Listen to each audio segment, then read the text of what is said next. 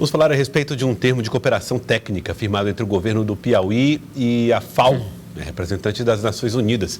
O evento aconteceu agora há pouco no Palácio de Karnak, Elivaldo. É verdade, Joelson. E a governadora Regina Souza também falou sobre os vetos de ontem no Congresso Nacional em relação ao ICMS sobre combustíveis, energia, telecomunicações e transporte. Vamos acompanhar. A governadora assinou o termo de cooperação técnica com a expectativa de estreitar parcerias com as Nações Unidas num ponto desafiador: o combate à pobreza com regularização fundiária, segurança alimentar e apoio à produção em pequenas propriedades rurais, comunidades quilombolas e indígenas. Para o representante da FAO no Brasil, a fome é hoje o maior desafio para governos em todos os continentes. Num momento em que, a nível mundial, a segurança alimentar está em uma tempestade perfeita, sim? Temos conflito armado, temos choque climático, crises econômicas e crises sanitárias. Essas são as 4 causas da fome e agora estão acontecendo simultaneamente em muitos casos. Então, que melhor momento para gerar este compromisso entre as Nações Unidas para a Alimentação e Agricultura, a FAO, que é a agência das Nações Unidas que fica a cargo da segurança alimentar, das medições e das políticas públicas para apoiar os governos, junto com o governo do Piauí. Nesse momento onde a segurança alimentar está comprometida, que o Brasil voltou ao mapa da fome, e a FAO trabalhou muito isso, no trabalho. A FAO é o organismo da ONU para a alimentação. Tem uma experiência imensa de trabalhar essa questão da segurança alimentar em comunidades.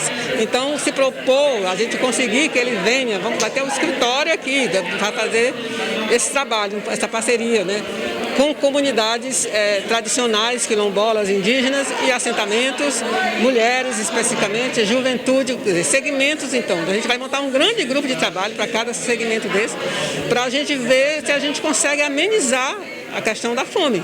É o principal foco da FAO. A governadora Regina Souza também comentou a decisão de ontem no Congresso Nacional, que derrubou o veto do presidente Bolsonaro à compensação financeira para os estados, prevista na lei original, que baixou a alíquota do ICMS sobre setores considerados essenciais, como os combustíveis, a energia elétrica, transporte e telecomunicações. Uma das coisas que a gente brigou, porque o Piauí, o Maranhão e o Tocantins estavam ficando fora de uma compensação. Agora, essa compensação precisa ser ainda regulamentada no sentido de como que ela vai ser. Porque quem tem dívida interna abate, isso é mais fácil. Agora, quem tem dívida com o banco, como é que eu faço? Eu vou parar de pagar o banco, ou o governo federal vai pagar essa parcela do banco?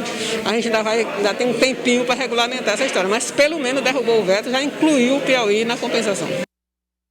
Elivaldo, bom, falar sobre esse termo, cooperação técnica com a FAO, o desafio de acabar com a fome ou diminuir os efeitos da fome, mitigar esses efeitos, isso administrativamente um dos mais importantes efeitos. É verdade, até porque é uma instituição que, ela é um programa, uma cooperação que envolve diversas áreas, que vai da regularização fundiária, à assistência técnica ao pequeno produtor, comunidades quilombolas, comunidades indígenas, enfim, são políticas voltadas para a produção com o foco na segurança alimentar, segundo o representante da ONU, que tem essa visão global desse quadro pós-pandemia em relação à segurança alimentar. Nós vivemos uma situação ameaçadora. Então, ele estabelece, a ONU, com os estados, nos mais diferentes continentes, essas parcerias de cooperação técnica, de articular governos voltados para essa política. Então, é mais do que oportuna essa iniciativa também ter prosseguimento aqui no estado do Piauí. Outro ponto, os vetos do presidente Jair Bolsonaro, que compensariam os cortes no ICMS. É verdade. A governadora Regina Souza afirmou que o Piauí pode tirar proveito em um dos detalhes dos vetos de ontem.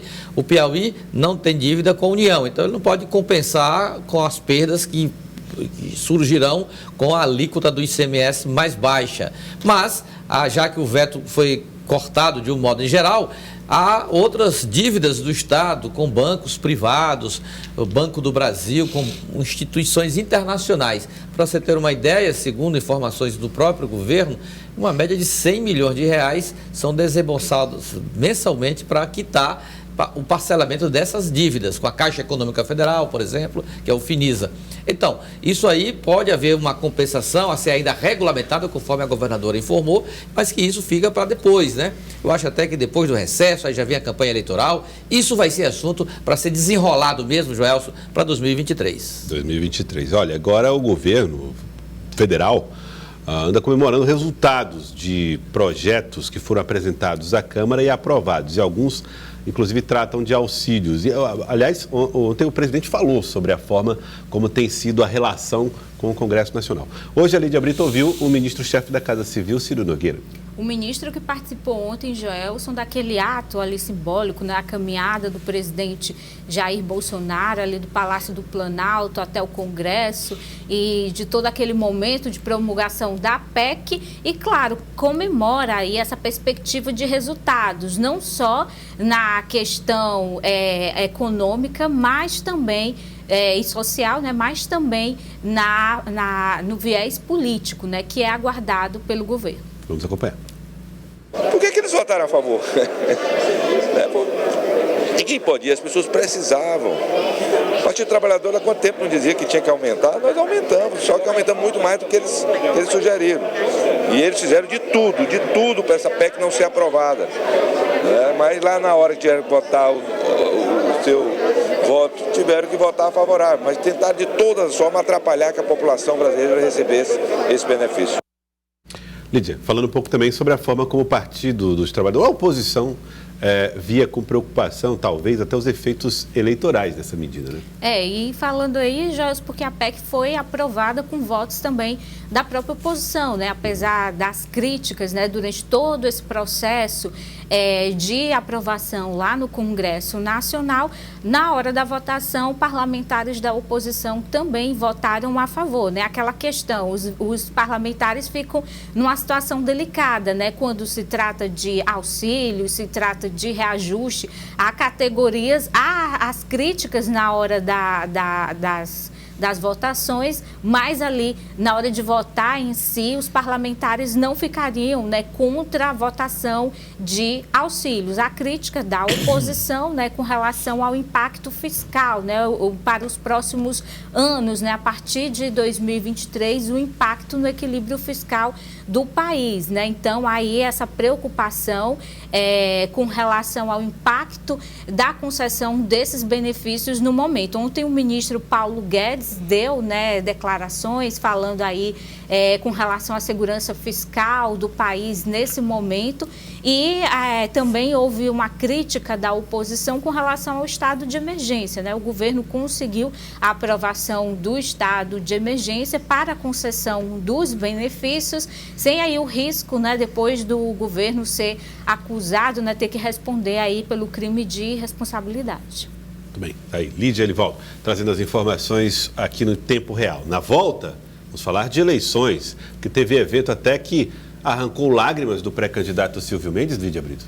Pois é, ele recebeu hoje o apoio de João Vicente Claudino, ex-senador, e isso emocionou, Joelson, durante o discurso, um evento bastante prestigiado, com a presença do ministro Ciro Nogueira e das principais lideranças desse grupo de oposição.